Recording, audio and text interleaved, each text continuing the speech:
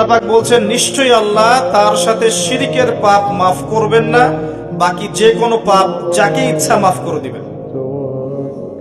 আল্লাহ পাক তার সাথে শিরকের পাপ মাফ করবেন না যদি তওবা না করে মারা যান।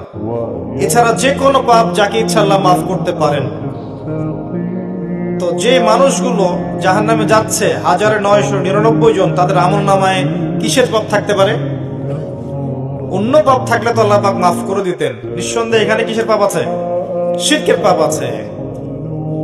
আর এই শিরক নিয়ে অনেকদিন বলেছি, আরো একবার বলছি, 3 ভাবে শিরক হতে পারে। আপনার কথায় শিরক হতে পারে, আপনার কাজে শিরক হতে পারে, আপনার চিন্তা বা আকীদায় শিরক হতে পারে। কথায় হতে পারে, কাজে হতে পারে, চিন্তা বা আকীদায় হতে পারে। যেমন ধরেন, কেউ চিন্তা করছে, বিশ্বাস করে যে আল্লাহ ছাড়া কেউ তাকে পরকালে নাজাত দিতে পারে। কেউ চিন্তা করছে আল্লাহ ছাড়া কেউ সন্তান দিতে পারে, আল্লাহ ছাড়া কেউ ভালো মন্দের মালিক, আল্লাহ ছাড়া কেউ কল্যাণ অকল্যাণের মালিক। এরকম চিন্তা কারো আছে? আল্লাহ নাই, কোন মহাবিশ্ব বিগ ব্যাং থেকে সৃষ্টি হয়েছে, আল্লাহ থেকে হয় নাই। আল্লাহ আছেন ভালো, আরো ইলা আছে। কারো চিন্তা এমন, এরকম চিন্তা হচ্ছে শিরকি চিন্তা, আকীদায় শিরক আছে। এই অবস্থায় মারা গেলে কোশ্চেন গেল জান্নাতে যাবে না।